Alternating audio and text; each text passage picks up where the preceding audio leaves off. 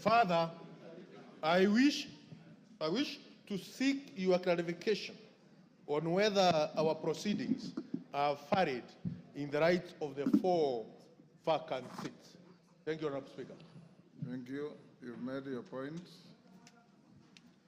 Bashir.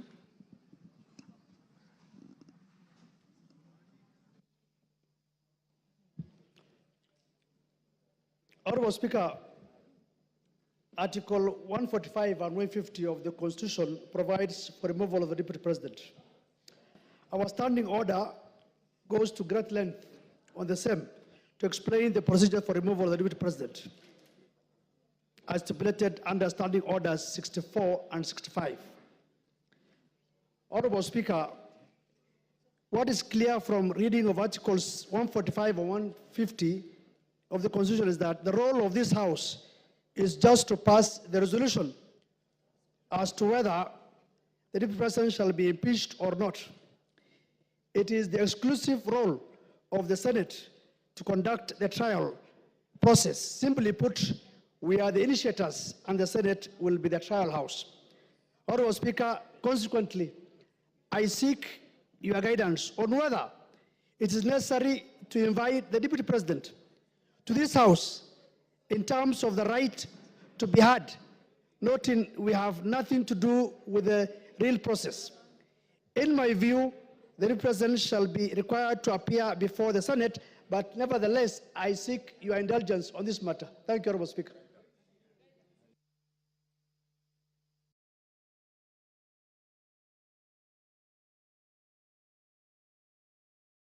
Honorable members, we'll leave it there.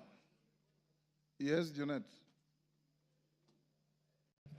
Mr. Speaker, I don't intend to anticipate the debate. I will not allow you to. Yeah, because this is just a notice of motion. But Mr. Speaker, there are matters that surround the notice of the motion that needs your guidance and action, Mr. Speaker, because, Mr. Speaker, this is a very momentous issue. Because, as you are aware, when this country gave itself the new constitution, Mr. Speaker, Kenyans were very happy. And this is one of the moments in this House, Mr. Speaker, when we are going to exercise Article 150, which has not happened before. So, Mr. Speaker, this is a very, very important matter for this nation, Mr. Speaker, that is being exercised through this House. But having said, Mr. Speaker, as you are aware, there are members from our side and members from the other side who have signed to this petition, to this motion, Mr. Speaker. And Mr. Speaker, I wanted to get your assurance as the boss of this House, as the leader of this House, as the Speaker of this House, Mr. Speaker, that the 291 members of Parliament who have signed to this motion, Mr. Speaker, their safety and security will be guaranteed, Mr. Speaker. Because the motion does not end at the tabling, at the notice of motion today. It will go through a process. It will be formally again moved. Members will debate, and members will vote on it. Mr. Speaker, we want those 291 members of Parliament to turn up here the day of voting, Mr. Speaker, without missing any one of them, Mr. Speaker. Mr. Speaker, we have just passed the new Inspector General of Police the other day here, Mr. Kanja. Not really. He must take responsibility as the Inspector General of Police, Mr. Speaker, to guarantee the safety, as the Inspector General of the country, Mr. Speaker, to guarantee the safety and the security of the 291 members. Mr. Speaker, you know this thing. What we are doing is not a small thing, Mr. Speaker. When Trump was being removed, was being impeached in the United States, Mr. Speaker, you know what he attempted to do. And what can happen here, you know, Mr. Speaker. And let us not fight, let us not begrudge anyone, because what the House is doing is constitutional, because the House is just exercising its mandate. It's not doing anything outside the Constitution. There is nothing unconstitutional that's happening in this House, Mr. Speaker. You can impeach a cabinet secretary, you can impeach a deputy president, you can impeach the president if you wish so. So, Mr. Speaker, this is an exercise that is given to us by the Constitution So, Mr. Speaker, You've made your point. I have made my point, but I conclude by saying this, Mr. Speaker, that, Mr. Speaker, when we were elected, Mr. Speaker, as members of Parliament, we became the staff of the Parliamentary Service Commission. Each member here, Mr. Speaker, their employer, they are employees of the Parliamentary Service Commission, which you are the chairman, Mr. Speaker. So, Mr. Speaker, I have spoken on behalf of the members because when they were signing, that is what they told me, Mr. Speaker, as the minority leader. They told me, we are in support of this thing, we are really ready to move, but we want things done legally and procedurally and within the Constitution, inside Parliament and outside Parliament. Thank you, Mr. Speaker. Thank you. I don't want to open debate. Yes, Whip, what's your point of order? Honorable Speaker, I also seek your guidance and indulgence on the notice of motion that has just been tabled here today, because we all agree that post-2010 Constitution, this is unprecedented. In as much as it happened years back, this is very new, post-2010 Constitution, and we will need a bit of some guidance. Ordinarily, Honorable Speaker, any motion that is brought before this House and that is of public interest goes through the entire process, including public participation, Honorable Speaker. I need to seek your guidance and indulgence on the place for public participation as far as this notice of motion is concerned.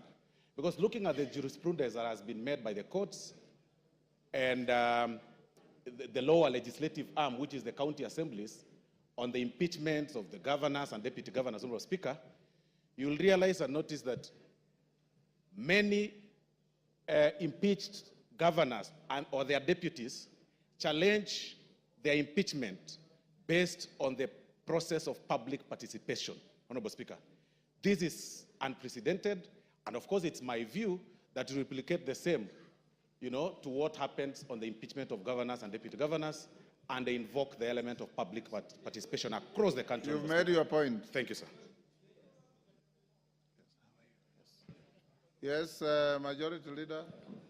Before you, Majority Leader, Farah has been raising his hand. I'll give you 1 minute, Farah. Mr. Speaker, I also join the other colleagues in this, but I've just one very important, most important in this country to raise. Not only do we have to protect the lives of 291 members of Parliament who have appended their signature there, we must also protect the system. The IG must protect our president to the hilt. Because you know the kind of a constitution we have. Any reckless thug can decide to change the course of history if, God forbid, anything were to happen to our president. You get my point? And there are people who we have been so worried lately, I get the feeling that they can even have the capacity to plan something like that. Let us make sure this information goes out. Our president must be protected to the hilt until this motion is over. Because if, God forbid, anything were to happen, then we have something much bigger to worry about. Thank you. And those guys are... You're the last on that. Thank you, Honorable Speaker. My Honorable Speaker, if you will indulge me, I'll add something on security. But before that is on Standing Order 85, Honorable Speaker. 85-2, which, Honorable Speaker, would beg, even as you guide members, that members listen, that it shall be out of order to anticipate the debate of a motion of which notice has been given by discussion upon a substantive motion or amendment and all that is said in the standing orders, Honorable Speaker. And I say this, Honorable Speaker, because I know we are in an open and transparent society, and many of us will be invited to media stations to discuss this impeachment motion which notice has been given today. Just to caution members that it will be completely out of order to discuss the substance of the motion in media stations before debate, as is contained in our standing orders. So when we're invited to media stations, maybe we be guarded in what we discuss, so that we do not go into the substance of the motion until we are done with debate. After debate, Honorable Speaker, we are all at liberty to discuss, and that includes, Honorable Speaker, both those who have appended their signatures, like myself, and the other few who have not appended their signatures, Honorable Speaker. The 58 members who have not appended their signatures. Honorable Speaker, just to add on to what the Honorable Farah and Honorable Junet have said, Honorable Speaker, the security of members of Parliament is paramount. Honorable Speaker, I say that looking at you because you know on the 25th of June this year, Honorable Speaker, none other than yourself, you were a target, and you know that. And not a target for harm, but a target for elimination based on the position you hold as Speaker and the ranking order should anything happen to the President or the Deputy President, Honorable Speaker.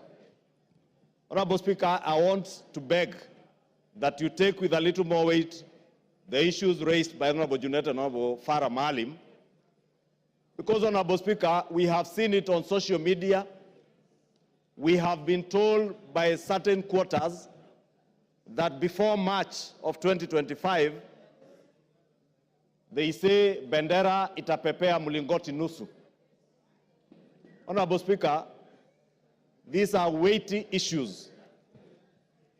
And I hear what the Honorable Farah Maalim is saying on the security of the President, and we have no business to advise the Inspector General and the Director of the National Intelligence Service on what to do. But for members of this House, all the 349 of them, Honorable Speaker, you must direct the Inspector General of Police, who was approved by this House less than a month ago, to ensure that when this House is sitting within the precincts of Parliament, and even outside and including committees of this House sitting, Honorable Speaker, members are secured. Thank you. And even in their homes, Honorable Speaker, they are secured. Because, Honorable Speaker, I say this, being privy to the information that I was privy to and you are privy to on the 25th of June, and knowing, Honorable Speaker, that as Honorable Junet has said, we are not dealing with an ordinary matter, we are not dealing with an ordinary man, we are dealing with a black man with a very black heart. Thank you, Honorable Speaker. Order, honorable members. Order. Order, members on their feet. Order, Deputy Speaker. Take your seat. Take your seats, those who are honorable members, those points raised, I'll address them later in the day. I want to direct members of the House Business Committee to retreat to room 9 so that we can have House Business Committee to address, among other things, the process of disposing of this motion in the shortest time possible so that we don't maintain anxiety unnecessarily, and the issues that you have raised about public participation and others.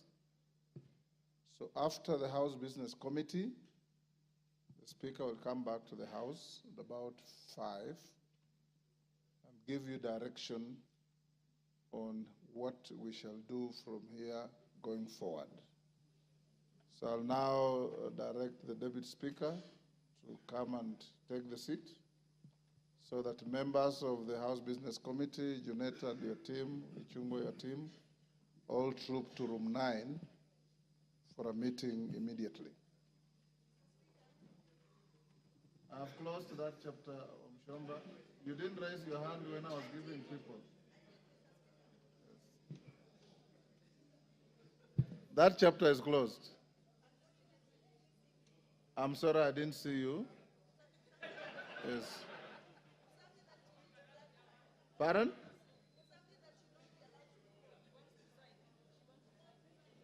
Two? Take the seat. Deputy Speaker, take the seat.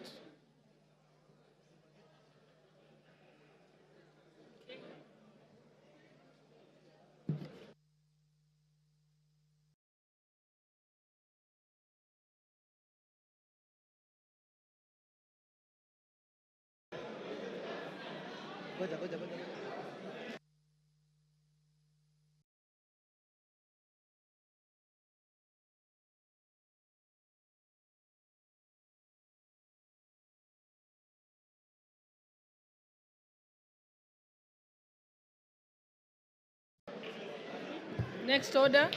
Order number 7, questions and statements.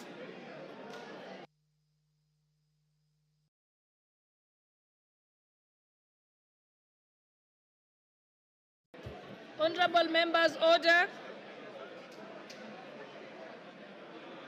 The Honorable Member for Funyula.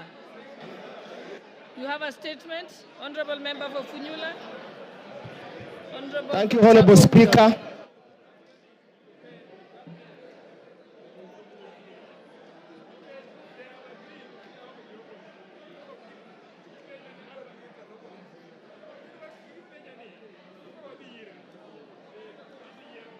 Honorable Speaker,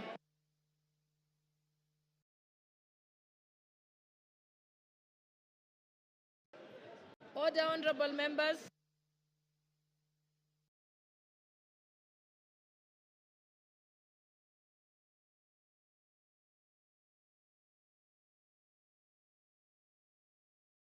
Order, honorable members. Order, honorable members.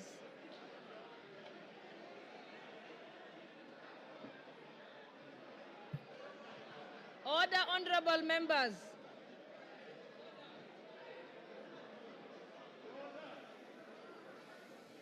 Order, honorable members.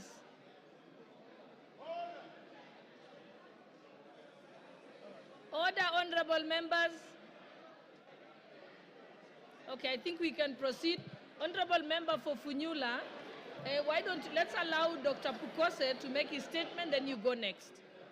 Honorable Pukose, Chairperson of the Health Committee. Honorable members, please. Thank you, Madam Speaker. Thank you, Madam Speaker. I wish to make a statement on the shift from NHIF to SHIF rollout of the universal health coverage. Honorable Speaker, the Ministry of Health and Social Health Authority is today rolling out the Social Health Authority healthcare services and benefits under the 3 funds. That is the Primary Health Care Fund, Social Health Insurance Fund, and the Emergency Chronic and Critical Illness Fund established under the Social Health Insurance Act number 16 of 2023 that was enacted by this House almost a year ago. This act is being operationalized by the government. Access to SHA healthcare services and the benefits being offered by SHA is being rolled out today, 1st October 2024. As the chairperson of the Departmental Committee on Health, I rise to give a statement on matters concerning the procurement of the Integrated Health Information Technology System by the Ministry of Health, which has elicited a lot of debate. Honorable Speaker, members of the Departmental Committee on Health have raised concerns regarding the procurement of this system.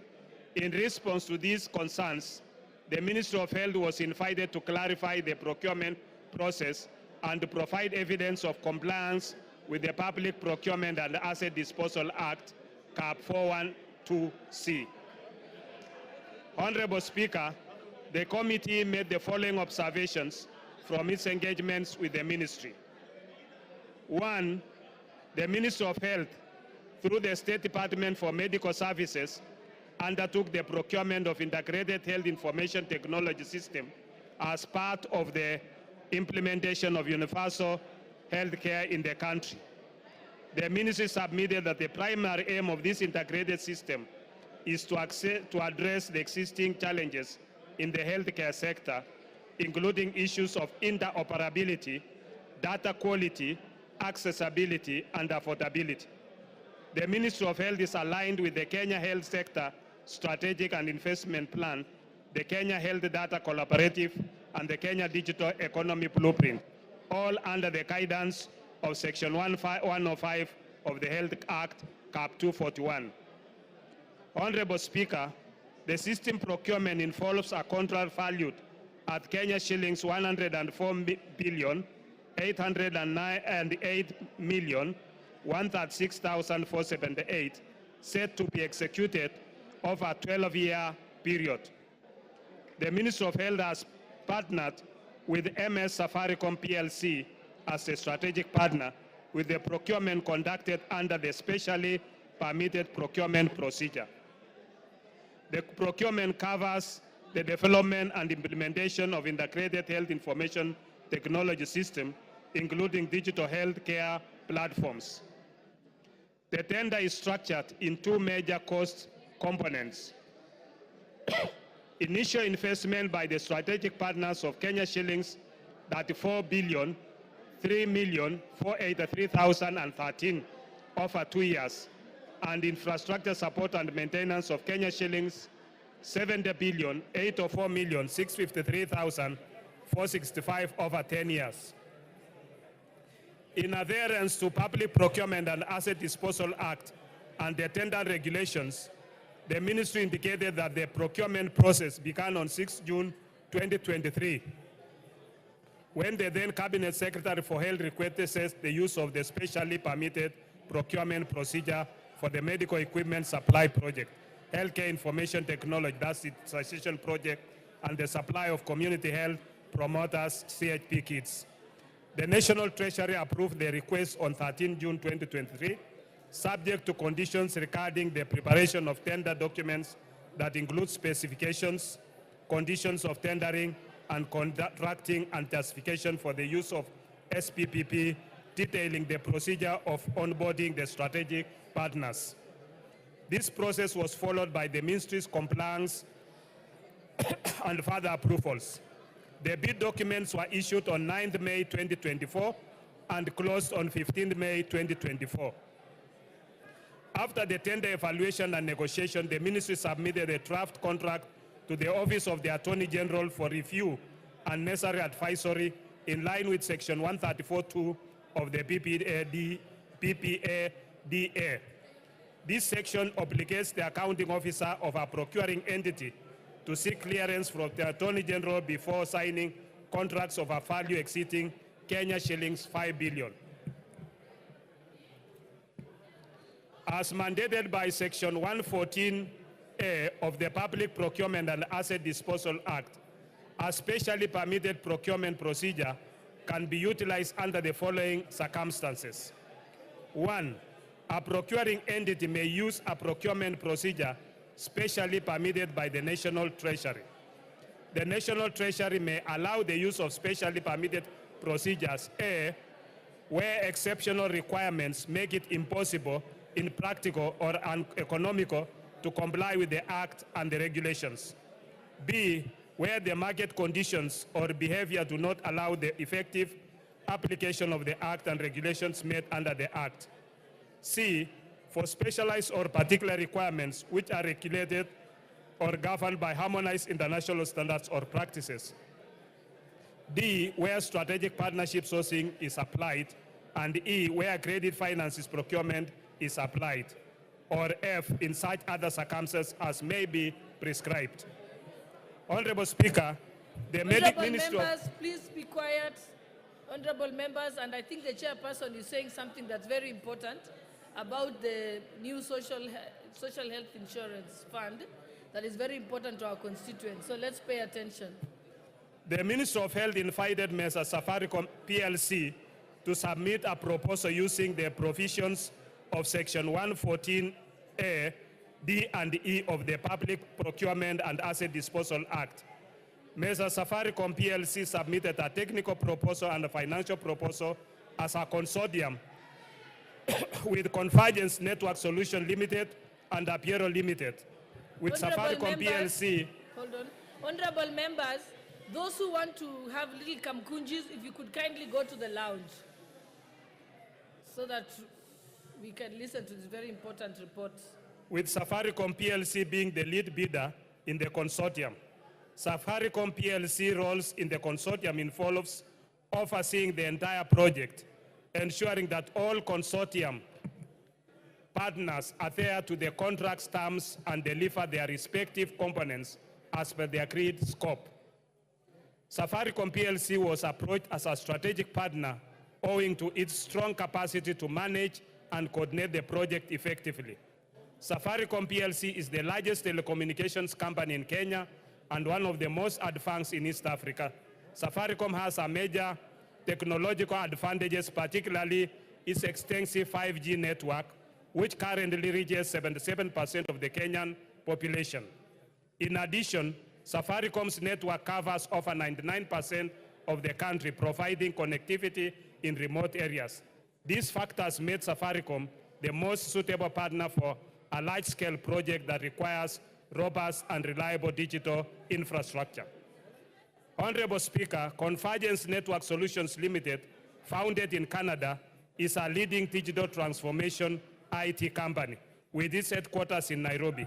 It established operations in Kenya in 2014 when it was incorporated on 2nd April 2014. From its profile, Convergence Network Solutions Limited has a presence across East Africa in 7 countries, including Rwanda, Zambia, and Uganda.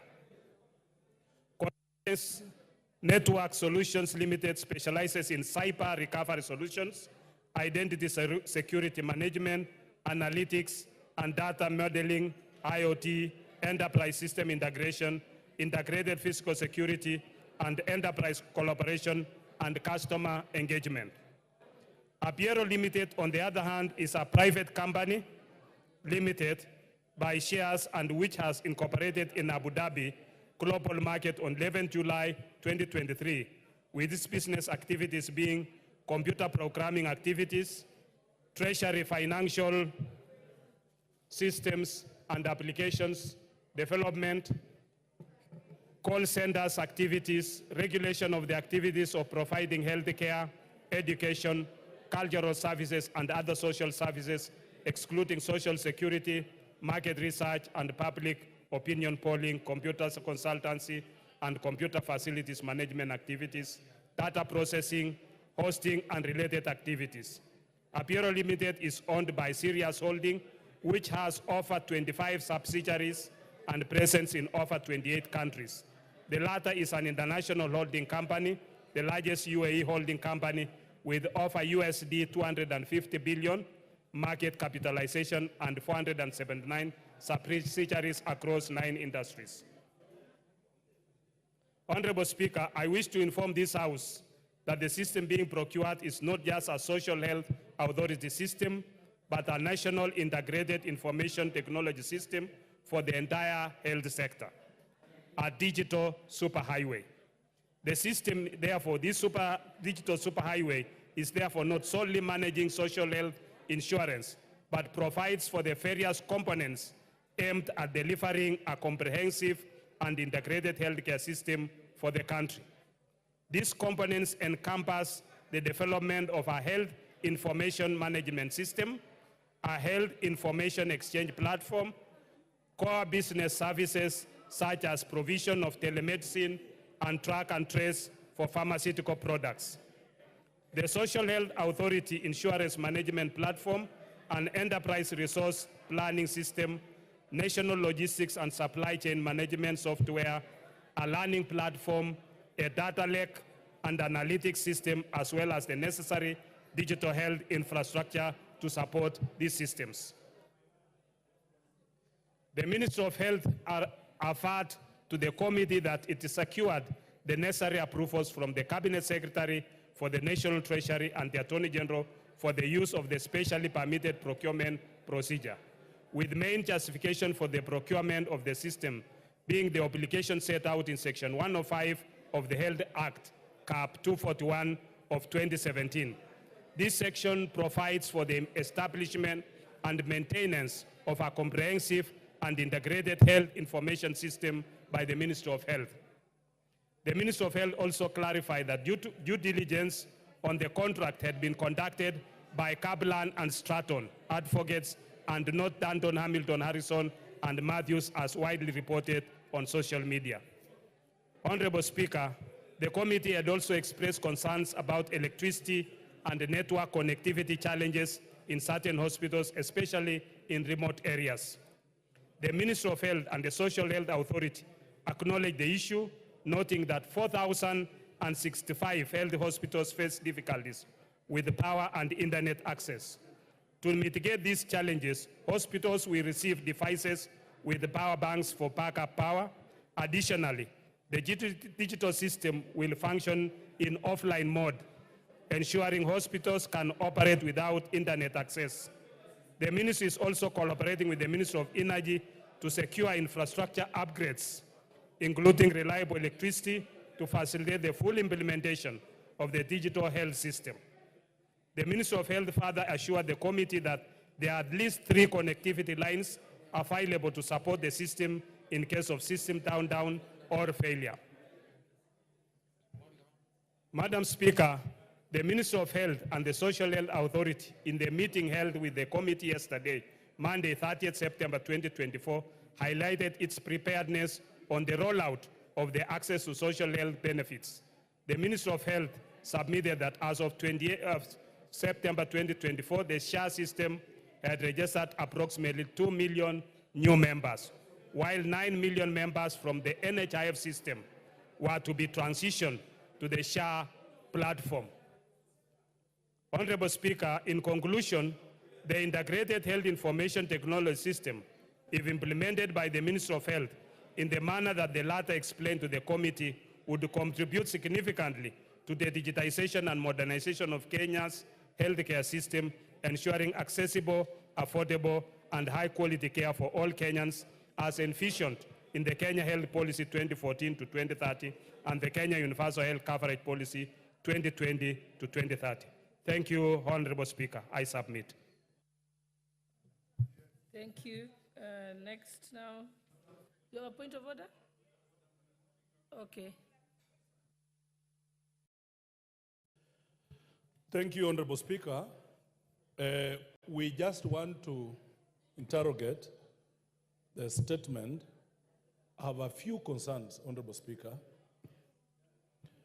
One, I think as a National Assembly, we should sit back and understand what is going on. I'm seated with some members of that committee, Madam Speaker, and they are expressing dissatisfaction on what's going on. Madam Speaker, few fundamental issues about such a thing. I don't understand how such a program can go on without public participation. This is a house of rules. We enact laws. We are supposed to follow the laws. 2, Madam Speaker, the greatest systems, most sophisticated, KRA, name them, I have never heard of a system that cost 1 or 4 billion. A system, Madam Speaker. I'm told the system, the platform that NHIF ran on, they only needed 700 million to upgrade. But a whooping 104 billion. Madam Speaker, you must also understand that these people did single sourcing. The government went for single sourcing for such an amount of money. We cannot allow this to go on in this country. We are saying, take a step back, go and listen to what Kenyans are saying. We cannot take all the important infrastructure of this government in one foreigner called Adani. We cannot. We cannot give him the airport. We cannot give him Ketraco. We cannot give him our health system. It's going to collapse. Lastly, Madam Speaker, I have read and interrogated this statement very well. The benefits that NHIF was giving were superior than the benefits this system is going to give, Madam Speaker. I want to beseech this National Assembly that when the country is headed in a wrong direction, we must say no. Let's step back and listen. This thing is a bad thing. It is causing damage to our country. we will not have a country at the end of the day. Mr. Chairman, sit back, go and follow processes. You cannot award a contract of 104 billion by single sourcing. You cannot. The eating is just too much. We should not allow this eating and looting in this country. Thank you, Madam Speaker. Yes, Honorable Justice Keme. Thank you, Madam Speaker. Make it brief so that the chairperson will be able to respond. I'll be very brief, Madam Speaker. And mine is not related to the statement that has been given by the chairman of the Health Committee. But Madam Speaker, on the... I thought I'm only letting you, I'm entertaining any comments on what the chairperson has said. What do you want to talk about? Sorry, Chair. I had sought a statement from the chairman of the Health Committee on the 15th of August this year on the state of smallpox in this country, mpox, sorry. Okay, I think there's no relevance to what we are discussing now, so you'll have to ask that at another time. Okay. Yes, Honorable Member for Funyula, and then I'll come to you, Beatrice Elachi. Honorable Speaker, I'll make it very brief. Honorable Speaker, I'm shocked beyond belief. I'm shocked that a member of parliament can come and stand here and justify the massive rip-off. 104 billion, Honorable Speaker, just to run a system. Honorable Speaker, to be honest, Chairman, we beseech you. You are a Kenyan. Be mindful of the people of Kenya. 104 billion going to the hands of insiders of this government. It's a rip-off. We cannot afford to steal from Kenya to this extent, Honorable Speaker. How heartless can you be? Just go back, Honorable Chair. Single sourcing, 104 billion. Where on earth? Just go, reflect, think about it, involve your committee members, and surely tell yourself, this, you are a Catholic like me. You are a Christian. You cannot afford to steal when you have no remorse. Thank you, Honorable Speaker. Honorable Elachi. Thank you, Madam Speaker. Mine is just to ask Chair to guide us, because we have many, many people with chronic diseases who have been using NHIF. We have now changed from today into SHIF.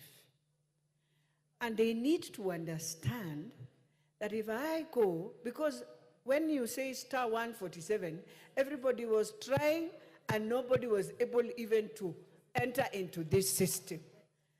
For me, what is a bit sad is that you can imagine somebody who was going for dialysis does not know what to do when they arrive in hospital. How I wish the Ministry of Health can put in a public notice saying, if I have an NHIF and I've been going through chronic diseases, dialysis or whatever, I arrive in hospital with my NHIF, you put me in the system, you give me this shift card or whatever it is, it will help us.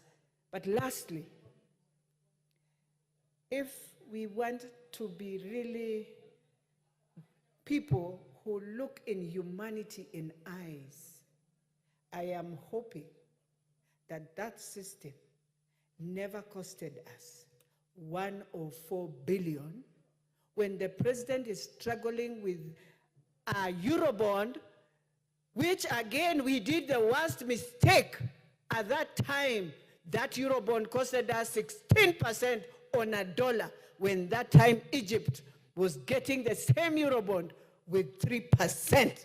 Let us not go back to those things that happened 2013, 2014, and we are back here. It will be as wrong, as evil, as it has never happened. Thank you, Madam Speaker. Yes, Honorable Kibagendi, and then I'll come to you, Honorable Nikal. Madam Speaker, I sit in the Health Committee, and I have raised concerns about a bulk of what fellow members have raised here this afternoon. One of my concerns, of course, was about the cost of this particular system, given that some of the most sophisticated systems that we have in this country are KRA, Safaricom, M-Pesa, and a few others that cost less than 10 billion Kenya shillings.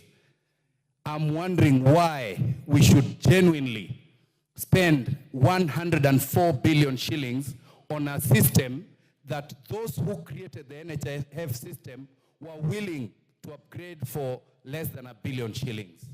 104 billion shillings is adequate to take care of primary school children. For 10 years, it's 9 billion per year. They would have lunch in school. Secondly, Madam Speaker, why this system should offer an inferior benefit, yet members now pay more. Imagine, Madam Speaker, they are saying in a family, you can only benefit, only one individual can benefit to go for diabetes tests per year, one person, and it's only 4,000 shillings. Only one person can benefit on matters to do with dental, and it's about 2,000 shillings. Only one member in a family can benefit with optical medical care. It is absurd given what we had in NHIF. If indeed NHIF had issues, our focus should have been to review the claims management department. And today, Madam Speaker, I would like to bring to your attention that even in this social health authority, there is a scheme to outsource the core mandate of this particular authority, which is the claims management department. And that will be a loss of funds that would have been used to support poor Kenyans. Madam Speaker, this is something that I've been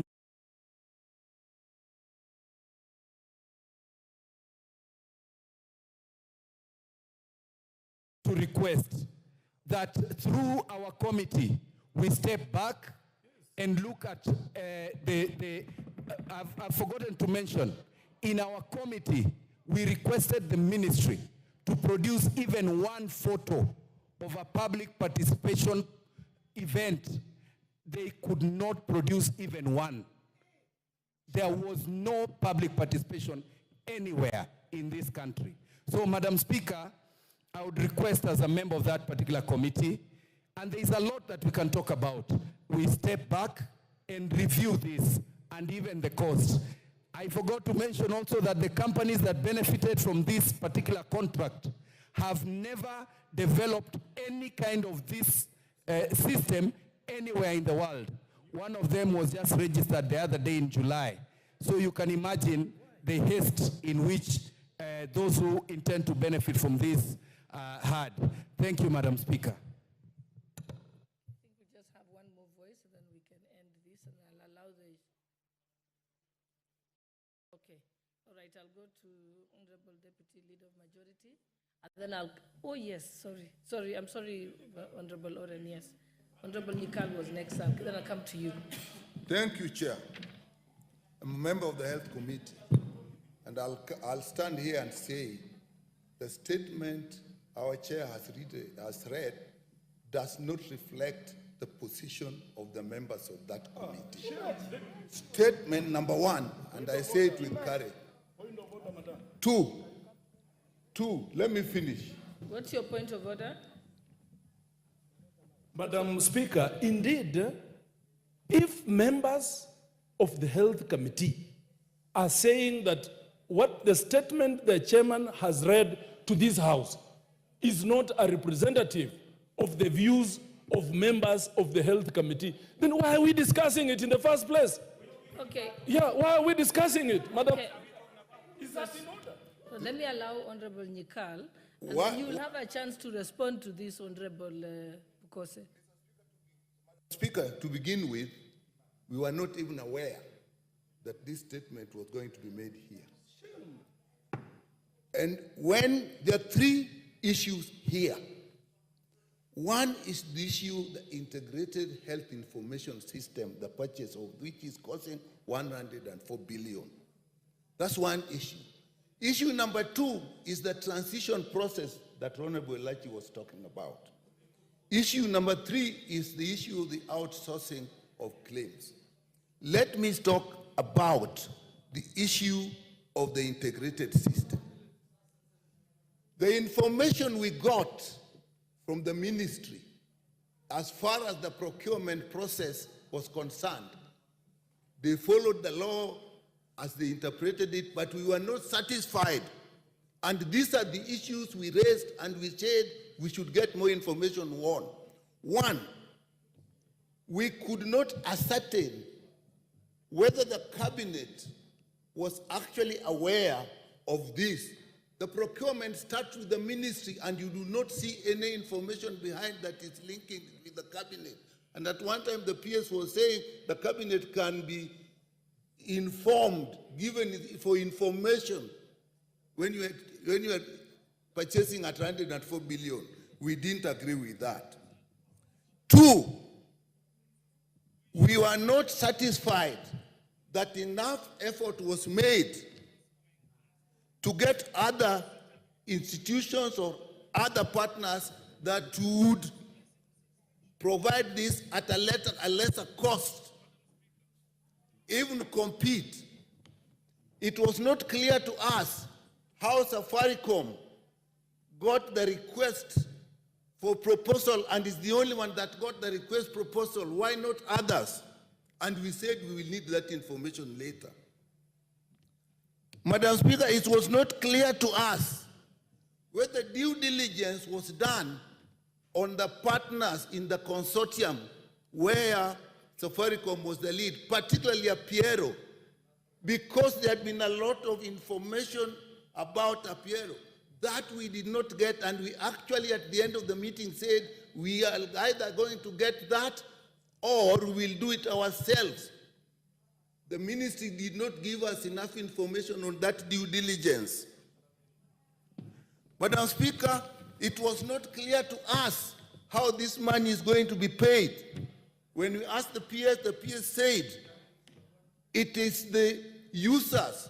And Madam Speaker, this system is huge. It will even involve the private health institutions. It will even involve the regulatory authorities all the regulatory authorities and the health sector. It will even involve the health facilities in the counties. And it was not clear how these users will actually pay for it. And we were informed that they are going to do a cash flow, a simulation of how this will be paid. And we had not reached that level as yet. With that, Madam Speaker, we were not satisfied, and we are surprised that our chair is reading this in this House. When it comes to transition, we were sure that the people were not given enough information, because what Honorable Elachi was asking was, if you have NHIF and we are transiting to SHA, will you get treatment? We were told, yes, when you go there, you will get treatment. But that information is not with the people. So we said, what is it that is being launched? You can launch the beginning of a process, but you cannot say you have shifted and people therefore will not get that service. So we were not satisfied. On outsourcing, on claims, that was one of the biggest issues we raised during the discussion on this law here. We asked, and they said, for the time being, SHA will do it itself. And we are not sure whether that is so, because the law provided that May. We were concerned about the May. Those who are here may remember. So, Madam Speaker, this, in the view of the committee, we have not reached a conclusion about this. So with that, Madam Speaker, I say it does not represent the view of members of the committee. Okay, let me give Honorable Makali the point of order. I will come to you so that you can respond. Just note them down. Thank you very much, Honorable Speaker. Honorable Speaker, Honorable Yukal is a ranking member in this House and a serious expert in matters health. He has made statements here, which I think, because this is a House of Records, he says the chair of this committee have submitted a report in this house which does not reflect the views of the committee members. Would I be in order, Honorable Chair, to demand that the chair of the committee tables in this house the minutes of the committee and a list of members who have signed for the adoption of that report? That's the only way we can clear the air. What's your point of order, Honorable KJ? I'll come to you. Let KJ make his... Madam Speaker, as much as this is a house of records, it's also a house of procedure. It is also a house of traditions. To my mind, what has been laid on the floor of the house today is not the property of any committee. Neither is it the property of the chair. In fact, if I was keen enough to listen to what the chair said when they were moving this, the chairperson, Dr. Pukose, said that he's presenting as a ministry statement. And the ministry is at liberty to transmit statements to this house at any moment. And even responses that come from requests for statements actually are directed to chairpersons. They rarely go through any processing by committees and in fact find their way to the floor of the house. So, Madam Speaker, I find this house not utilizing the little time that it has fairly in prosecuting a matter that is in itself not substantially before this house, because what was put here, Madam Speaker, you would have been right in your place to just listen to Dr. Pukose and proceed to other business. All he did is equivalent to a communication. It is equivalent to even a notice. It is equivalent to an announcement. To open it up to a debate is to take the statement to be a substantive motion before this house, which it is not. And we might open up a debate so that we maybe poster for cameras, or maybe so that we go on record, or maybe because we want to play to the gallery. But the truth of the matter is that there is no substantive motion before this house open for debate or even open for comment. It was just a statement that was laid on a momentous day when the ministry was transitioning from one order to the next order, and they, at their liberty, decided to communicate to this house. So, Madam Speaker, I do not see a place for debate or comments on a matter that is not a motion. And I say this because we are guided by standing orders. We might not be able to debate something that is not substantially before this house. Thank you very much, Madam Speaker. Honorable KJ, the tradition of the House has been that when members make statements or ask questions, usually if there is an interest by members to, comment on it, usually we'd allow them. So it's, but also, okay, Honorable Pukose, you're out of order. Don't speak from there. You will get a chance to respond, like I've said. Yeah, Honorable Owen, I've already corrected him, so it's done. I would like to say this, Honorable Speaker. Honorable Speaker, what I understood when the Honorable Pukose stood, he said he's issuing a statement. And Honorable Nyikal is a ranking member who I have a lot of respect. But it is also important to listen at the beginning. Was the Honorable Pukose laying a document from the committee, or was he laying a statement from the ministry? So if you actually come here and say you disown that the committee did not participate or agree on that statement, you are actually right, but on the wrong lane. He was not laying a position paper of the committee. He was laying a statement from the ministry. And the ministry has a right, as chairman of the committee, he transmits business from the ministry to the House, which is properly in order. And therefore, I would request you, Honorable Nyikal, being a dignified member of this House, ranking with a lot of respect, it is important that you withdraw that statement on the basis that you are commenting on something that has not been presented to the House. This House has not received a committee report. This House has received a statement from the minister. And that is the position. So for you as a ranking honorable member of there and my neighbor, it is good It is actually good practice to say, I did not understand it, I spoke on something that was not proper, and therefore withdraw. Secondly, Honorable Speaker, I'd like to speak to my friend Wamboka, Jack.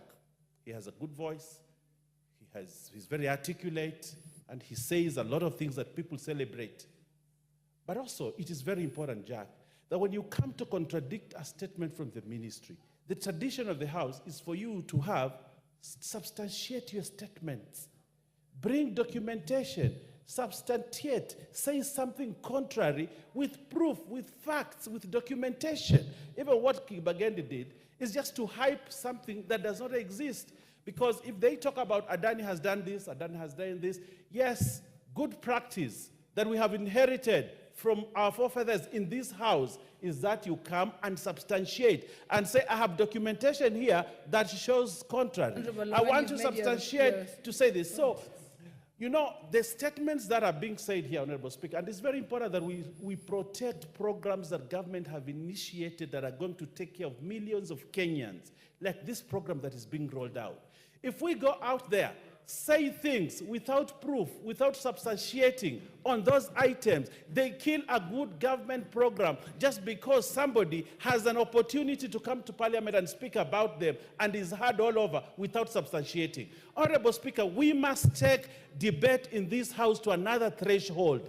The things that you come here and because you have a loud voice, you can say whatever you want to say and it carries the day. Honorable Speaker, if I were you sitting on that seat, I would have told them to withdraw those statements because they are not good for this country, they are not substantiated, and they are not statements of fact. They are not statements of facts, and Honorable Speaker, what they did was wrong.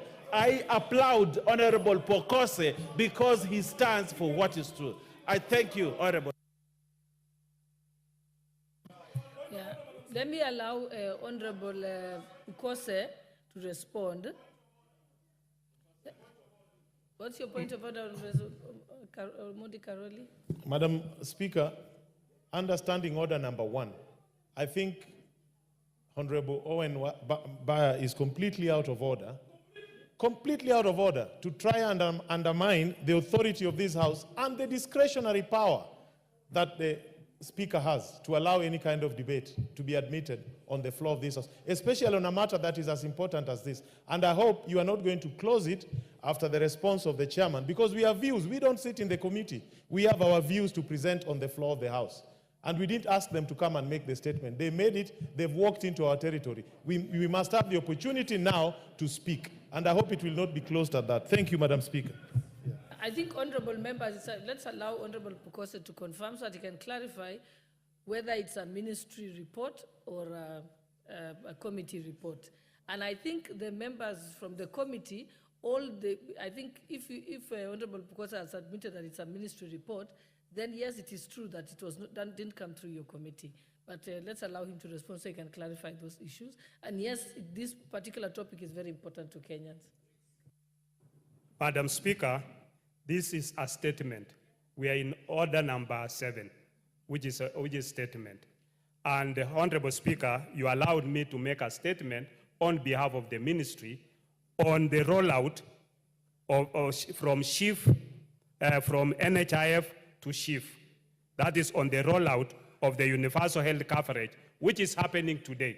That was the basis in which I was given this position to make that statement. Unfortunately, my colleagues are assuming this is a committee report. No, it is not a committee report. This is a statement. I think that should be very distinguished. Secondly, Madam Speaker, the points which have been raised by my colleagues, Honorable Nyekal and the other members, are not in relevance to my statement. None of them has disputed any of what I've raised in this statement. They have actually gone ahead to make their own points based on what they know. And I think that is very wrong. It is based on hearsay.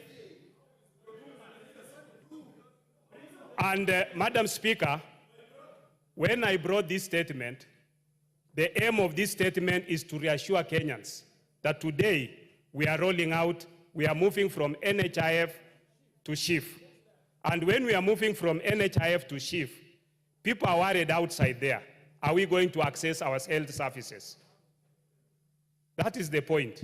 And in this report, I said 9 million of the people who are in NHIF are going to be moved to SHIF today or moving forward. It is not a one-off event. This is a transition. Today is the start, and it is moving. They have already registered about 2 million people into the SHIF system. Among the SHIFs, people are talking of system. What is here is a digital superhighway. SHIF is just a small, the ERP for SHIF is just a small component of it. The rest is a huge component. And members, my committee members, Honorable Kibagendi, Honorable Nyekal, they are aware. And this is not, unfortunately, I listened to you. I didn't dispute what you are saying, but you are talking from an ignorant point. Because what is happening is you have... Give him a chance to complete explaining. You have, unfortunately, and this is where we get problems, because you want to go and explain to your people, and you don't have facts. In this digital superhighway, it is connected to the national registration barrier and many other systems within it. It's a huge thing. It has two components. When we now go into the digital superhighway, it has two components. And this is not a share system. This is a digital health authority system. It's a Ministry of Health system. So what happens is you have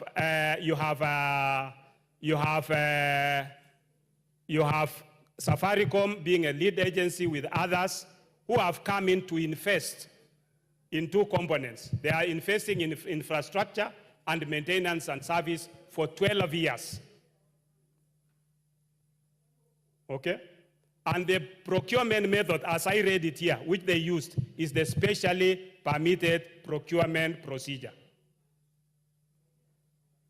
That is as per the ministry. Yeah? And they presented their documents, which I said, I didn't read that part, but they went to the Attorney General has commented, the National Treasury has commented about it, and they've given them a go-ahead.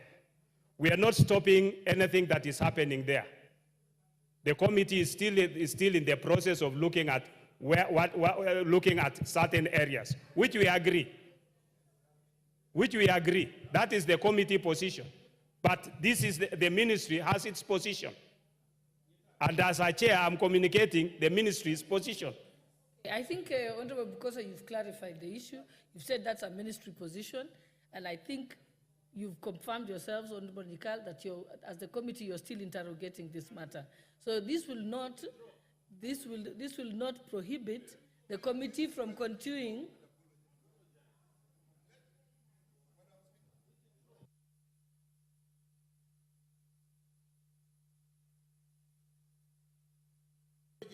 If a statement is being made, give me.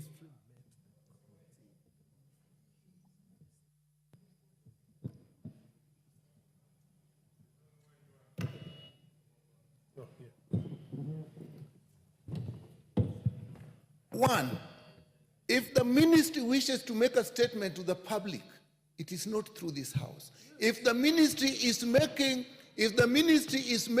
a statement, it does not make reference to the discussions that has become before the committee.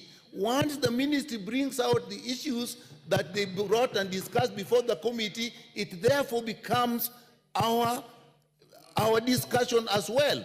So all the things were said, we met with the committee, we did this to the committee. You are therefore bringing the committee into what the ministry is saying. And we have not completed, giving the impression that what the committee is saying, what the ministry is saying, the committee has agreed to it. So on that, there is nothing to withdraw and to apologize about. Okay, Honorable Nikal, I think it's understanding Order 44B, the leader of majority or minority or chairperson of a committee or their designee may make a statement relating to their responsibilities in the House or activities of the committee. So yes, they're responsible to oversight the Ministry of Health. So yes, he's in order to come and make that statement as a statement coming from to the people. Yes. He hasn't referred to the. He didn't refer to. He has not referred to the committee, and I think he's made it clear. It's a ministry statement. The committee will be at liberty. You'll be at liberty to continue to interrogate this issue. Yeah, it doesn't affect your operations because you can still come and question the ministry. The ministry can appear before the committee and still question them on that issue. I think, Honorable Owen, let's just close this and move to the next statement. No, I think the comments were more based when people thought it was. Okay, I'll just allow you, Honorable Karoli, but. Thank you, Madam Speaker. Very briefly, though. Yes, I'll be very. Normally, I'm very brief. Madam Speaker, ever since this particular matter came into public limelight, I think both the country and the House are addressing the wrong issue. Let me explain why. What is being touted as being supplied by a consortium led by Safaricom is nothing other than an information management system. It is a digital, as they call it, a digital superhighway. It is an information management system. What Safaricom has become an expert on doing is fronting contracts that are opaque, that are not transparent, as was evidenced by the one for surveillance of the city, and avoiding the tendering process. If you look at the amounts of money that are allocated to this particular process, 104 billion is equivalent to $700 million, which would capitalize a big insurance company to offer healthcare services to Kenyans. That is not the case here. We are being told that an information management system that is being acquired without competition, without transparency, will cost 104 billion, which was the amount for the first Eurobond Kenya ever borrowed. I mean, what we should be asking is the financial details of this transaction. What is the interest rate? What is the repayment period? This House should see the financial elements of this contract. This is a financing arrangement where a service provider walks to a user and says, okay, you don't have the money to do this, I will do this at this cost, without testing. I think, Honorable... Yes, that is what we should be talking about. This is a financial instrument. Yes. Omondi, I think we've already settled it, that this matter is before the committee. It's before the committee, isn't it? Okay, what's your point of order, Honorable Chair? Madam Speaker, I'm on a point of order. Honorable Karoli Omondi has claimed that this is a health information management system. But from my reading, the system there is not solely managing social health insurance, but provides for various components aimed at delivering a comprehensive and integrated health system for the country. These components encompass the development of a health information management system, that is one, a health information exchange platform, that is two, core business services such as provision of telemedicine, track and trace for pharmaceutical products. Yeah? You are not listening. The health information system is just one. There is track and trace for pharmaceutical products.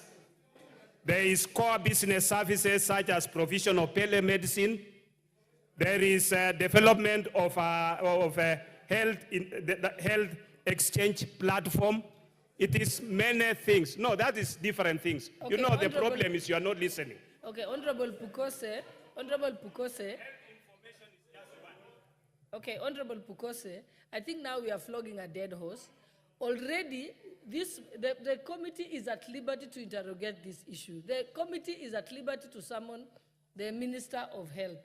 Honorable Pukose, don't defend the ministry position. There's no, and I'm saying you've read it. Let the committee will work on it. And obviously, it's obvious that members have questions. You'll deal with it at the committee level.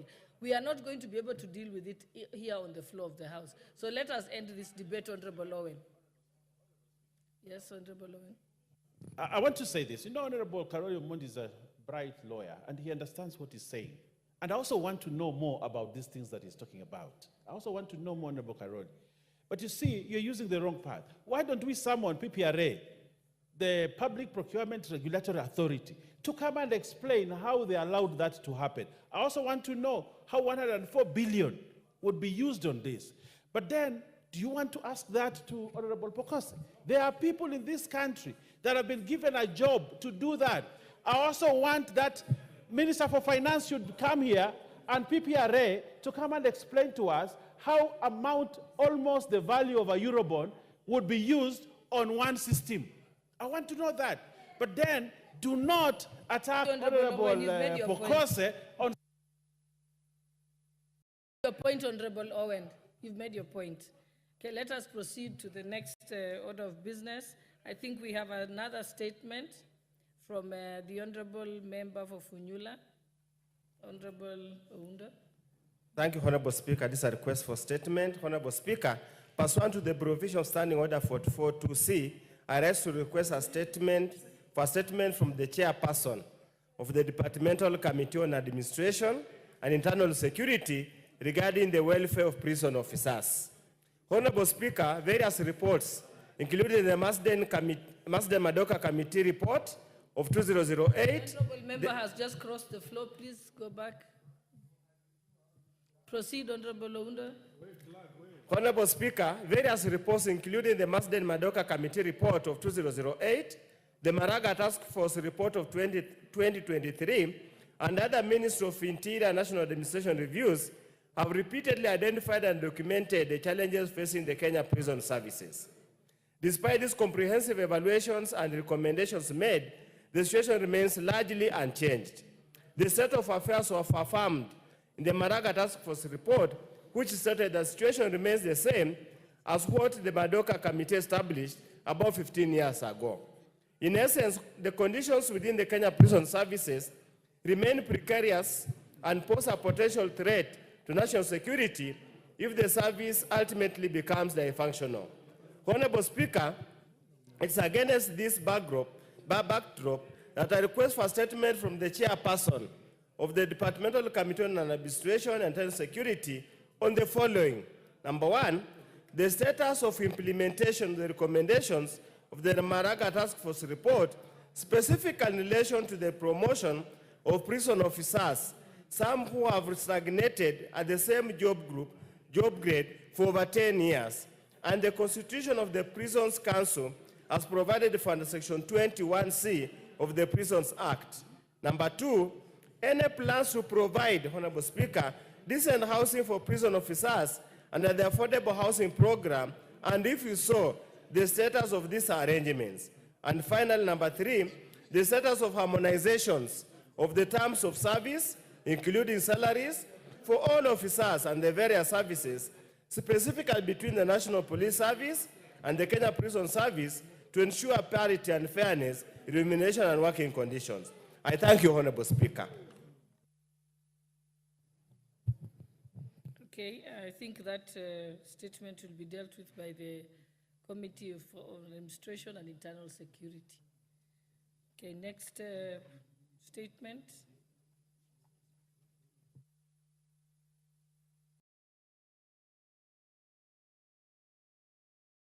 Is there anybody from that committee, Administration and Internal Security? In the mic. Thank you very much, Madam Speaker. But that statement is to actually the State Department of Correctional Services, which falls under Justice and Legal Affairs. So I believe that will be the right committee which will handle the statement, and that can be done within 14 days if it is forwarded immediately to the State Department of Correctional Services. Thank you for that correction. Now I remember actually that was moved to Justice and Legal Affairs. Okay. The next statement is by Honorable Member for Langata. Thank you, Madam Speaker. Honorable Speaker, pursuant to the provision of the Standing Order 44-2C, I rise to request a statement from the chairperson of the Departmental Committee on Defense, Intelligence and Foreign Relations regarding the current management and public access to Uhuru Gardens. Honorable Speaker, Uhuru Gardens is one of Kenya's most significant national monumental facilities. It holds deep historical value as it is the site where the Kenyan flag was hoisted during the Declaration of Independence on the 12th December 1963.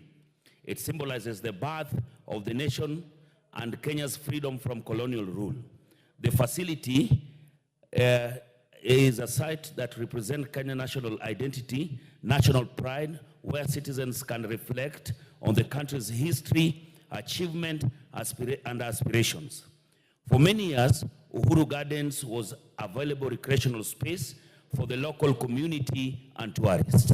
The expansive green space allowed people to engage in physical activities such as morning runs, picnics, relaxation, and now more so content creation for the young people called the Gen Zs, hence promoting physical and mental well-being. Public access to such facilities is therefore essential for the community health and social cohesion. The situation changed when the facilities was placed under the military oversight, which has restricted public access. Honorable Speaker, it is against this background that I rise to request for a statement from the chairperson of the Departmental Committee on Defense, Intelligence and Foreign Relations on the following. 1. Clarification whether Uhuru Gardens will remain an open public space as it was earlier or has become a space of control visits and access. 2. A report on the status of the completion of the renovation of Uhuru Gardens by the KDF and when will the public be granted access. 3.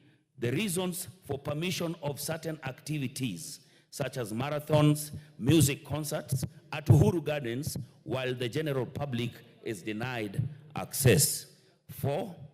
Plans in place to ensure that Uhuru Gardens is listed under the e-citizen platform, specifically the 222 portal, to allow citizens to make payments or bookings for the public access and events, thus ensuring accountability and transparency. I thank you, Madam Honorable Speaker. Thank you. That particular statement will be marked to the Committee on Defense, Intelligence and Foreign Relations. Is there any member of that committee here? Okay, the Deputy Majority Leader, you'll ensure that that is acted on. And you can tell them they have 2 weeks to respond. Next is a statement by the Honorable Fatuma Zainabu, member for Migori. Thank you, Madam Speaker. Honorable Speaker, pursuant to the provision of Standing Order 44/2/C, I rise to request for a statement from the chairpersons of Departmental Committee on Environment, Forest, and Mining regarding mining activities in Makalda Gold Belt in Migori County. Honorable Speaker, the Makalda Gold Belt in Migori County is known for its riches in precious minerals such as gold and copper. The minerals are precious national resources that ought to be extracted for the benefit of the nation, the local communities, and the future generation as envisaged under Article 69 of the Constitution. It is of great concern that mining activities in Makalda seems uncoordinated, hence violating the rights of the residents to the benefit from the minerals. Additionally, in September 2023, the Cabinet Secretary for Environment, Climate Change and Forestry gazetted 6,165 acres of land in Makalda area as forest land, despite the land being ancestral home to over 20,000 households that have lived on and practiced artisanal mining on the land for many years. The gazettement of the land without public participation threatens the permanently disinherit residents of their ancestral land and disconnect them from lifelong benefits expected to accrue from the minerals in the region. This has caused spate of violence conflicts among artisanal miners and small mining companies and foreign mining companies as locals seek to preserve their right to land and the benefit from the mineral resources. Honorable Speaker, it is against this background that I seek a statement from the chairperson of the Departmental Committee on Environment, Forest, and Mining on the following. 1. Provide a report on all reconnaissance, prospecting, or mining licenses issued under the Mining Act Cap 306 for mining in Makalda, including details of the farms, terms of the licenses, the minerals in respect of each license, and the status of mining activities for each mineral. 2.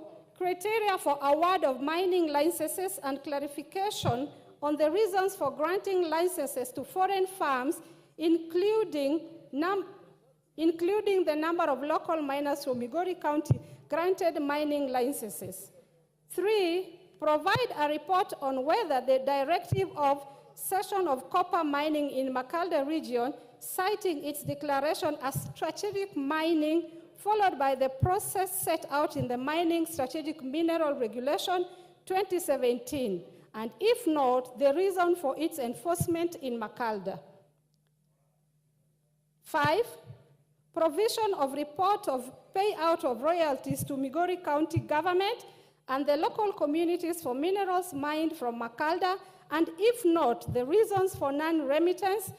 And 6, steps being taken to resolve the stalemate between the locals and the foreign miners that led to closure of mining activities, and when the area will be reopened since it supports the livelihood of many. Thank you, Madam Speaker. Thank you. Yes, Honorable Member, I can't quite see you. Where Makalda sits. Thank you, Honorable Speaker. I just wanted to support statement by my women leader from Migori County, and I want let it be known in the House that we have a petition with the Departmental Committee on Environment on the settlement of that land, where the Minister for Environment refused totally to appear before the committee. And listening to our women leader, you'll realize the statement is capturing both environment and mining. And majorly mining, she has clarified that there are a lot of issues to be done to assist the community also to benefit from the minerals. So I would request, Madam Chair, for us to help our people, we need to make the Minister for Environment to honor the summons from the committees. And again, I would request that we extend the petition or the statement so that we get some clarity from the Ministry of Mining for the benefit of our people. I thank you, Madam Speaker.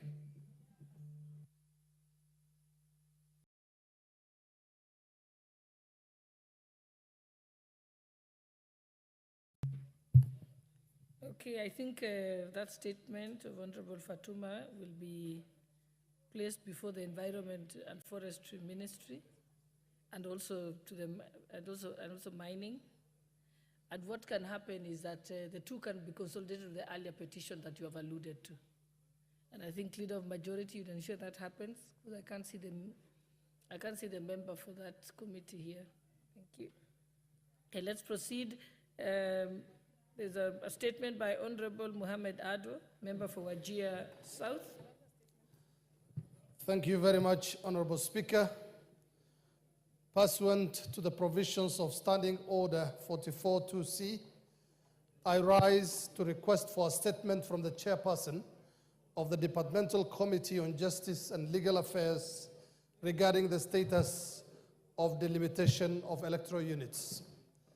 Honorable Speaker, Article 89(2) of the Constitution requires the Independent Electoral and Boundaries Commission to review the names and boundaries of constituencies at intervals of not less than 8 years and not more than 12 years.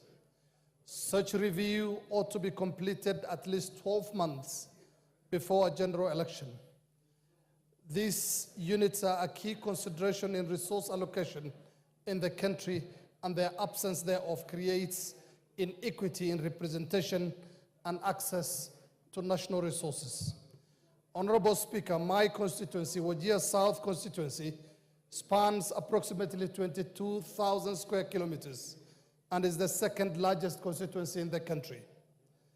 It is 10 times the size of Kiambu County.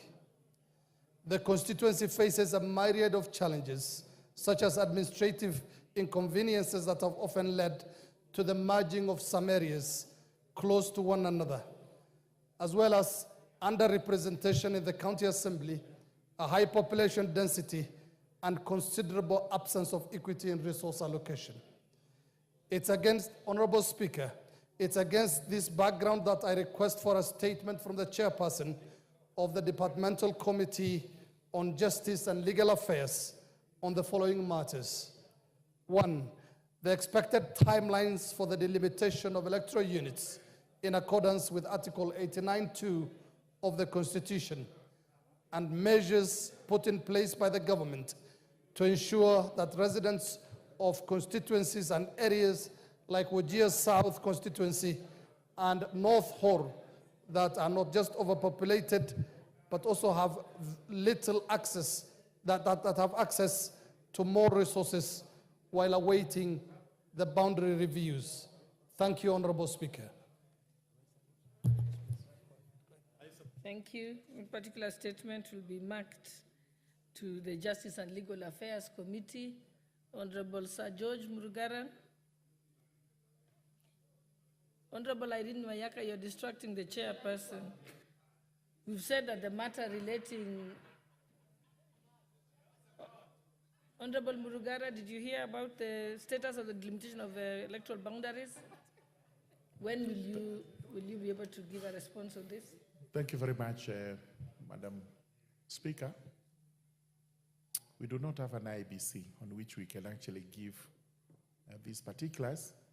And I recollect being told at liaison committee that I should be making a statement as regards the progress we are making to constitute IBC.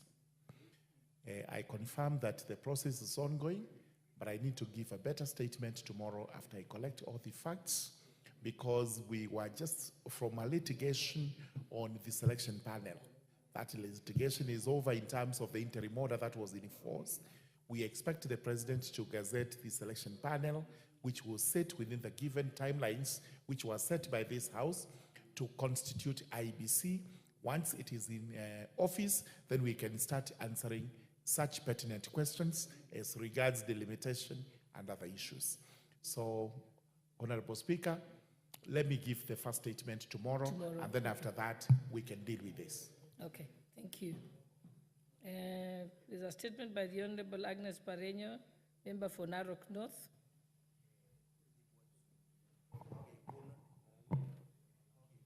Thank you, Madam Speaker.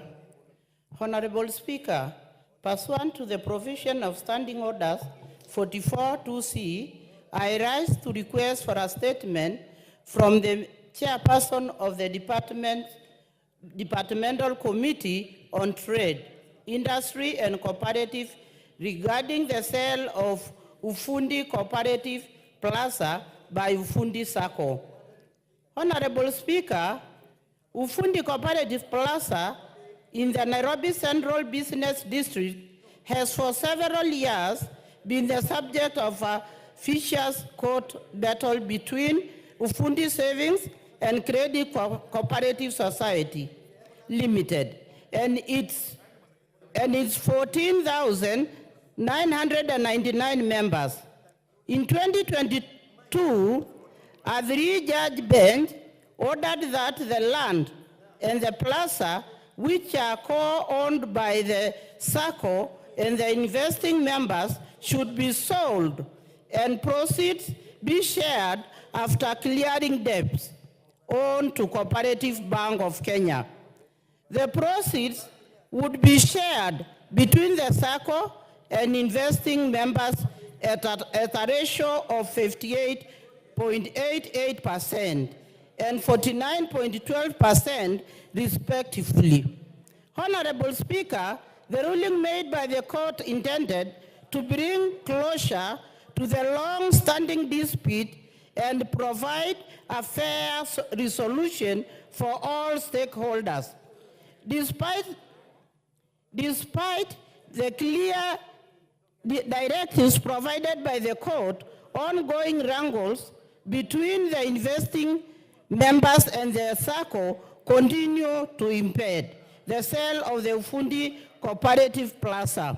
Unfortunately, the wrangles have affected constituents of Narok North constituency who are members of the SACCO. Some of the affected constituents include Mr. Peter Kisemba of ID number 1576966 and Mr. Ngoge Kitere of ID number 0094256. The inordinate delay in the sale of the payment of dues has caused anguish and financial distress to the members who are now elderly and some who are now deceased, with their dependents equally suffering. For instance, Mr. Isaac Amaungure of ID number 10242-136 and a constituent of Narok North passed away before he could receive payment of his dues. Honorable Speaker, it is against this background that I request for a statement from the chairperson of the Departmental Committee on Trade, Industry, Cooperatives on the following. Provide a report with clear timelines on the status of implementation of the court order on the sale of Ufundi Cooperative SACCO Society Limited and its land, and the modalities for the settlement of the sale proceeds between the SACCO and its investing members.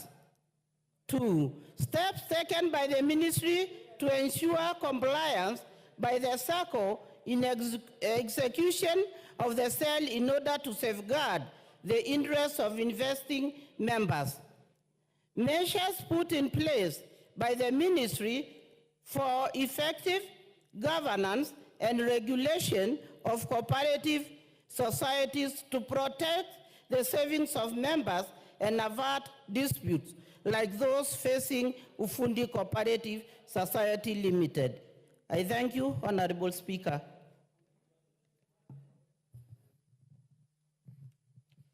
Thank you.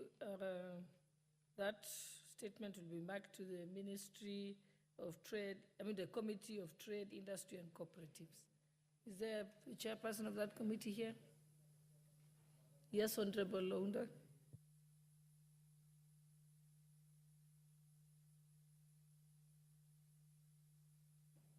Thank you, Honorable Speaker. The chair and the vice chair are not present in the House at the moment, but I undertake as being a founder member of the committee to bring the statement within 2 weeks. Thank you, Honorable Speaker. Thank you.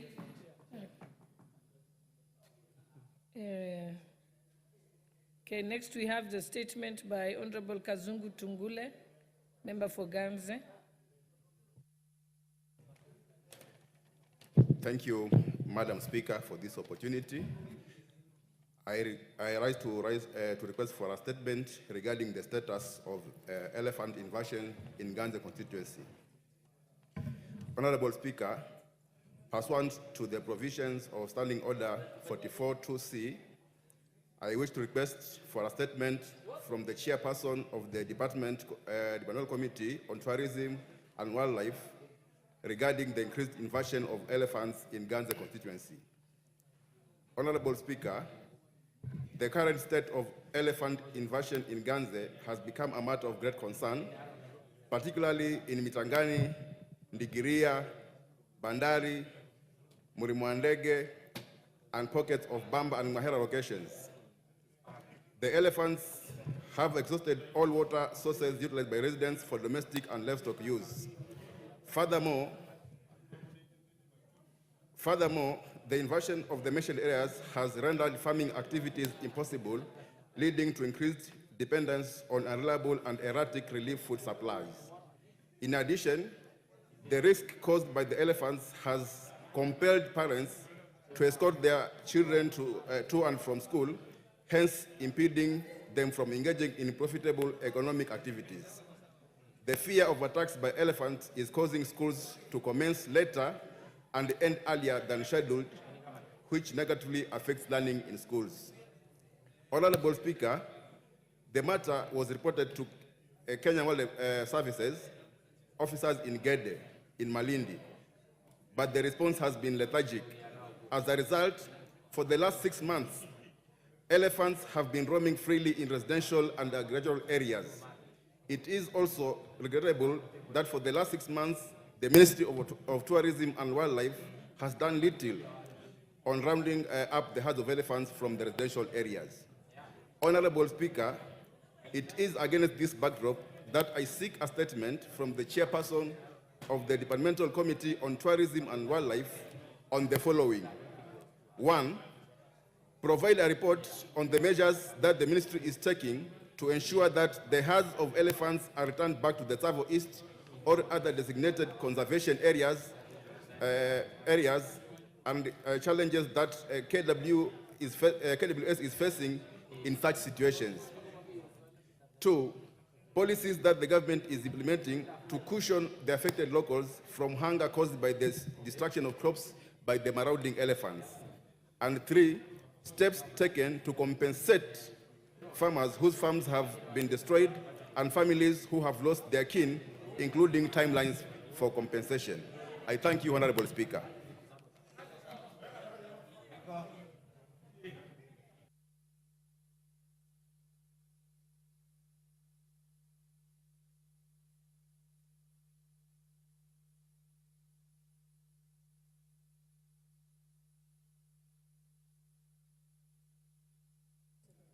Okay, the next statement.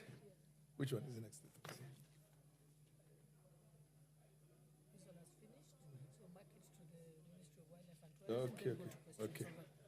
Okay. Yeah, this is now marked to the Ministry of Tourism and Wildlife, the Committee on Tourism and Wildlife.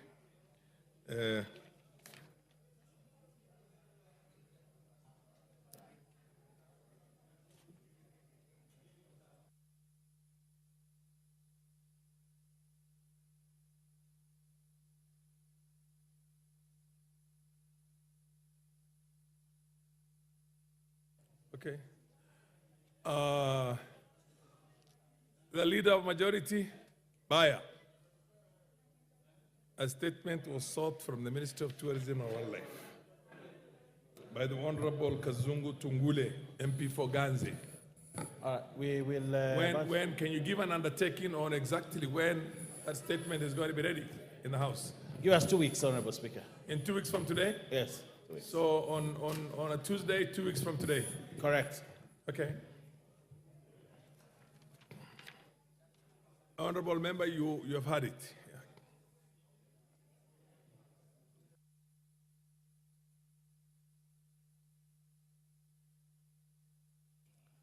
Next order.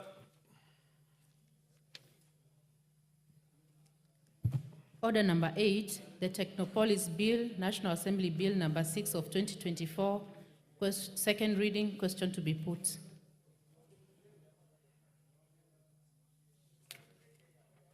Yeah. Honorable members, order, honorable members. Honorable members, I now put the question that the Technopolis Bill, National Assembly Bill number 6 of 2024. As many of that opinion say aye. As many as the contrary opinion say no. The ayes have it. Next order. A bill for an act of parliament to establish the Technopolis Development Authority to provide a framework for the development and management of the Technopolises and for connected purposes.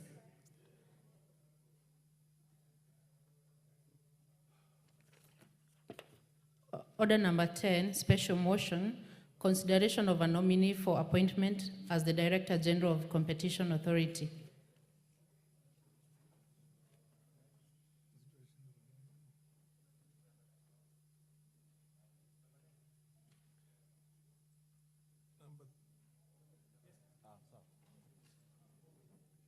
Honorable Speaker, move. The Chair Finance will do the moving for this. And where is he? He's around. Oh, yes, proceed, proceed. Proceed. The Chair of Finance Committee, proceed, please.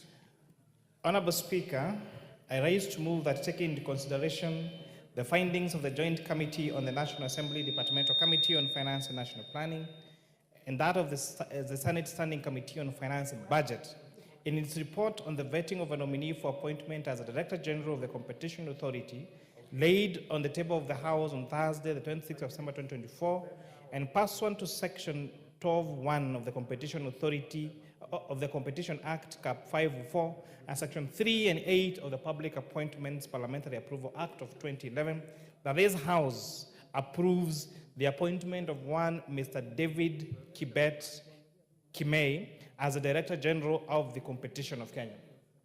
Honorable Speaker, the Competition Authority of Kenya is a regulatory body responsible for enforcing competition law in Kenya. It aims to promote fair competition, prevent anti-competitive practices, and protect consumer welfare. The Competition Authority of Kenya plays a critical and crucial role in fostering a competitive market environment, which is essential, Honorable Speaker, for economic growth and innovation in Kenya. Honorable Speaker, the Office of the Director General of the Competition Authority is established under Section 12(1) of the Competition Act, Cap 504, in the following terms. Director General, 1, that there shall be a Director General of the Authority who shall be appointed by the authority and approved by Parliament from persons having knowledge and experience in competition matters.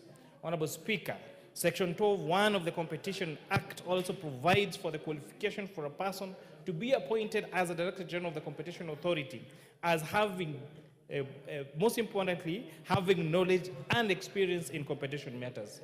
Honorable Speaker, the then acting Cabinet Secretary for the National Treasury and Economic Planning, in exercise of powers conferred to him by Section 12 of the Competition Act, Cap 504, nominated Mr. David Kibet Kimei as the Director General of the Competition Authority through a letter dated 6 August 2024. The message by His Excellency Musalia Mudavadi, the then acting Cabinet Secretary, was conveyed to the House by the Speaker of the National Assembly and the Speaker of the Senate.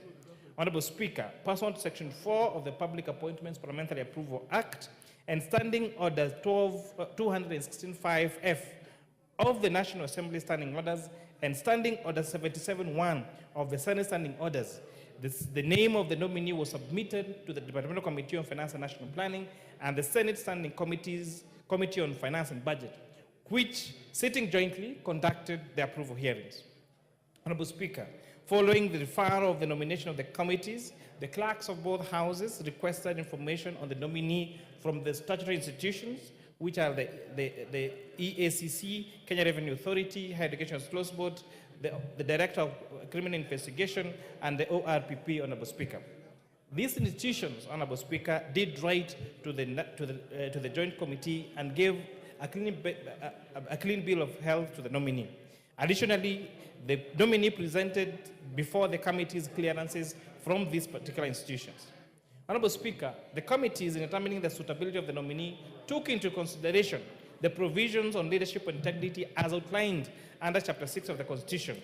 Also, the committees consider the nominee's academic qualifications, employment record and work experience, membership to relevant professional associations, public office, political activities and affiliations, potential conflict of interest, suitability to the position, tax compliance, and other thematic areas relevant to the duties and responsibilities of a Director General of the Competition Authority of the Great Republic of Kenya. Honorable Speaker, having considered the suitability of the candidate, the committees noted the following: that the nominee is a Kenyan citizen with no dual citizenship and therefore meets the requirement of Article 78(1) of the Constitution. And 2, that the nominee was cleared by all Chapter 6 agencies and thus meets the requirement of Chapter 6 of the Constitution on leadership and integrity. And 3, that the nominee possesses the relevant experience for the position of Director General for the Competition Authority of Kenya. He is a managing director at DGMB Solutions Limited and has vast experience in developing and managing strategies vital to the running of an organization. A background in management and organization leadership is a critical tool for any person discharging the duty like that of the Director General of the Competition Authority of Kenya. Honorable Speaker, the nominee clearly demonstrated to the Joint Committee that he clearly understood the current issues affecting the Competition Authority of Kenya. He also shared practical strategies that to address the various issues that exist around the matters of competition in this country. This placed him, Honorable Speaker, as a suitable candidate to provide leadership to the Competition Authority.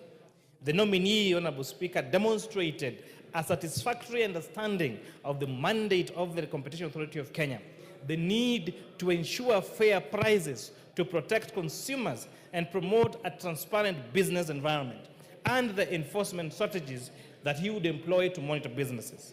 The nominee, Honorable Speaker, demonstrated his ability to effectively manage the funds and resources of an institution. He further demonstrated his ability to discharge the role as the accounting officer that is required of that of the Director General. The nominee, Honorable Speaker, is 59 years old, having been born on the 12th December 1964. The committee further finds that the Competition Authority of Kenya, Cap 504, does not provide for the age requirement for the office holder of the Director General. Further, Article 27(4) of the Constitution of Kenya prevents the state from discriminating against any Kenyan on an account of age. Honorable Speaker, it is important to note that the Joint Committee did receive a memorandum from one Mr. Wino, member of the public, challenging the nomination of Mr. Kimei as the Director General of Competition Authority of Kenya on the basis that he is 59 years of age, Honorable Speaker. Having consulted all our legal teams, it was eminent that 1, the qualification set by the Competition Authority of Kenya does not have a limit for the age of the nominee, Honorable Speaker.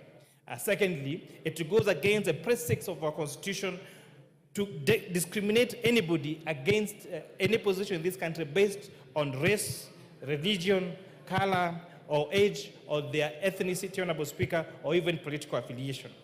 In relation to, Honorable Speaker, to a matter that was raised by the Ethics and Anti-Corruption Commission of Kenya regarding the judgment to surcharge the nominee when he served as a KMTC board member for the impartial recruitment of the corporation county secretary, for the organization's corporation secretary, the committee found that the nominee was not part of the said suit and therefore could not have had the opportunity to defend himself, and therefore it could not have utterly been unfair to judge him on that matter, Honorable Speaker. The matter in question, Honorable Speaker, just to give this House some basis, is when the nominee served as a board member for the KMTC, the board then recruited to the position of the CEO of the Corporation Secretary of KMTC. However, the said nominee was found not to have the requisite academic requirements, which included to have the need to possess a degree in law and to be a certified corporation secretary, as yes, Honorable Speaker. However, considering that was a board decision, and although even a court ruling had been issued, the suit was against the board of KMTC, and KMTC as a body corporate, and not to him as an individual member of that board, Honorable Speaker.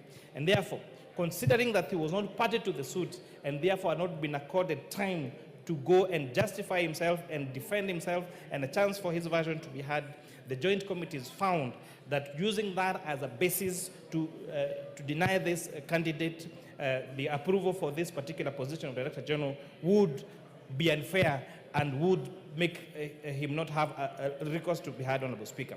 The Honorable Speaker, it is therefore against this background that I request this Honorable House of the 13th Parliament to agree with the joint committees of the National Assembly Departmental Committee of Finance and National Planning, and that the Standing Committee of Budget and Finance of the Senate, and approve Mr. David Kibet Kemei as the Director General for the Competition Authority of Kenya. Mr. Speaker, I beg to move and request the Chair, Jailer Committee to second. Thank you, Honorable Speaker. Honorable Murugara. Thank you very much, Mr. Speaker, sir. Mr. Speaker, let me begin by thanking the Committee on Finance for some work well done in vetting and approving the appointment of Mr. David Kibet Kemei. Without having to rehash exactly what the chairperson of the Finance Committee has submitted regarding this candidate, may I confirm that the candidate has immense experience in matters relating to competition, finance, and business. It is important to note that the Competition Authority of Kenya, the CAK, is actually under the Competition Act, Chapter 504 of the laws of Kenya, which is established specifically to ensure that the issues of competition in the country are dealt with in a manner that protects and promotes business in the country. The purpose of the Competition Authority is to promote, safeguard competition, also ensure that our national economy is protected and the consumers who are the beneficiaries of the protection actually are not subjected to unfair and misleading market conduct or conditions in the country. Therefore, the task ahead of Mr. David Kemei is to ensure that we as consumers in the country are protected from unfair competition practices which are quite often in Kenya. Those include bringing in substandard commodities. They also bring in undercutting, charging less than the market can allow, practices which expose consumers to substandard goods. Mr. Speaker, sir, Mr. Kibet Kemei will have to move to enforcement and the compliance with the Competition Act of Kenya. Here we will require him to ensure that this law is actually implemented to the fullest to ensure that, again, consumers and the economy of the country is protected. It is important to note that Mr. David Kibet Kemei did undergo a full vetting, and he was able to satisfy members of the Finance Committee that he was suitable for this job. And therefore, in view of the report that has been given to us, the submissions that have been made here, we do not have any hesitation in agreeing with the Committee on Finance and calling upon this Honorable House today to approve the appointment of Mr. David Kibet Kemei. With those remarks, I beg to second. Thank you very much. Honorable members, I now propose the question. Order, honorable members, order. Can you take your seats? Take your seats.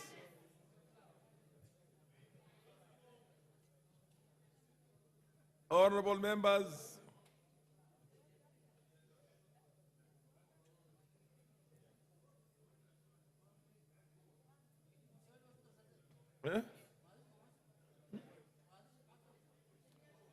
honorable members, take your seats. Order, honorable members. I now propose a question that, taking into consideration the findings of the Joint Committee of the National Assembly Departmental Committee on Finance and National Planning and the Senate Standing Committee on Finance and Budget in its report on the vetting of a nominee for appointment as the Director General of the Competition Authority, laid on the table of the House on Thursday, the 26th September 2024, and pursuant to Section 12(1) of the Competition Act, Cap 504, and Section 3 and 8 of the Public Appointment Parliamentary Approval Act of 2011, this House approves the appointment of Mr. David Kibet Kemei as the Director General of Competition Authority. Yes, the Honorable Bayer.